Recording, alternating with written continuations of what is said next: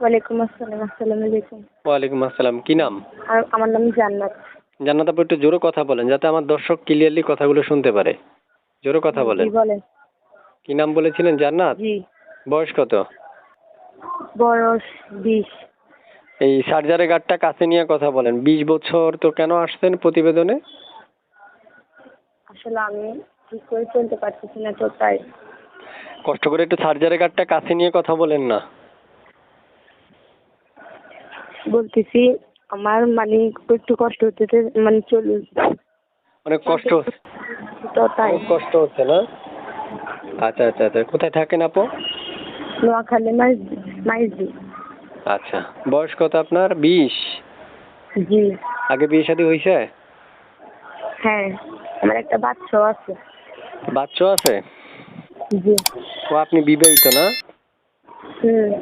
আচ্ছা, এখন মনের মানুষ যদি অপেক্ষা করতে বলে করবেন? জি। অপেক্ষা করতে বললে করবেন? জি। আচ্ছা, তাহলে আমি প্রিয় দর্শকদেরকে বলে দিচ্ছি, দর্শকে যাতে আপনাকে কল দেয়, ঠিক আছে? জি ঠিক আছে।